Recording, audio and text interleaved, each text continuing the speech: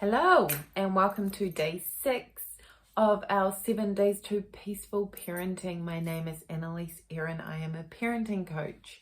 Now, let's talk about boundaries. I am obsessed with this subject. I've been obsessed with it ever since I did my own healing. So being brought up in childhood often meant that we weren't taught boundaries. Often our parents didn't model boundaries, so how can we peacefully set boundaries with our children and hold firm to them? Well, what I specifically did is I learned to heal. Again, my step-by-step membership on every step you need to take to heal will be in the link down below. So healing any childhood trauma we have surrounding boundaries is pretty much imperative. The thing is if we're going to hold boundaries, we also must respect other people's boundaries. We need to hold boundaries because we need to keep our children safe. We can hold boundaries by being kind and firm. And we must also respect our child's boundaries. And some examples of that may be not forcing our children to hug and kiss relatives. Our children have a right to their own bodily autonomy, their own boundaries regarding their physical space. Another one may be not forcing them to hang out with kids that they don't actually want to. Or forcing them to share their really special toys. You know, nobody comes and shares my iPhone. Nobody comes and shares my car. Our kids have their own stuff. They shouldn't have to share it if they don't want to. Now when we learn to hold boundaries with others surrounding our kids, we are literally protecting them.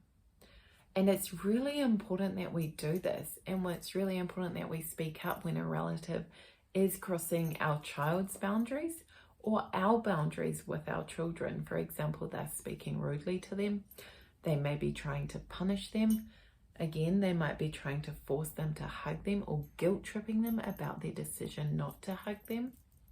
And this is where we as parents can really stand up for our kids and their self-worth.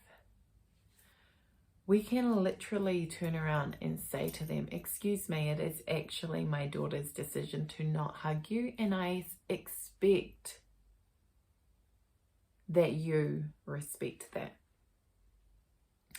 And when we do this and our kids see us standing up for them, they will absolutely, that will help their self-worth amazingly.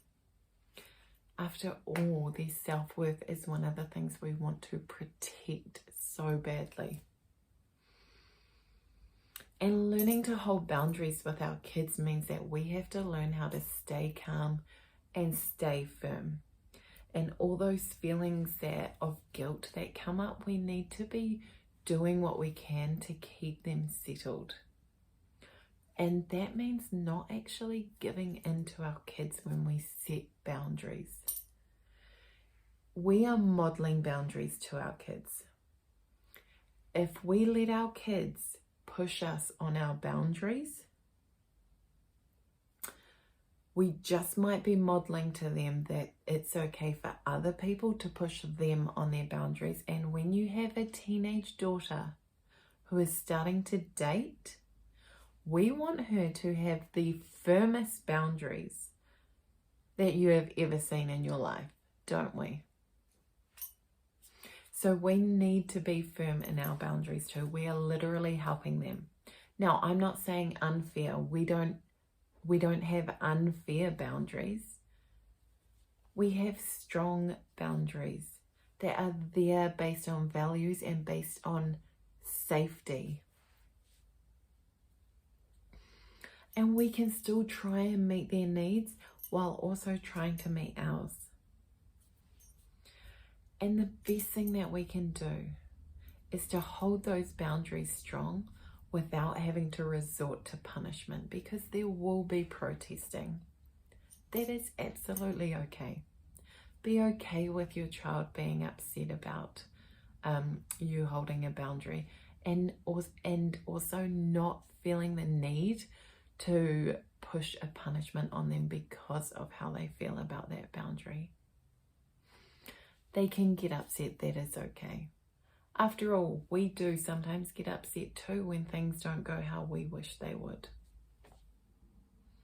Expressing feelings is okay, but we still hold the boundary. To your challenge today. Your challenge today is to hold a boundary respectfully. Repeat that boundary if necessary, and don't resort to punishment because of the boundary or because of their reaction to the boundary. You've got this.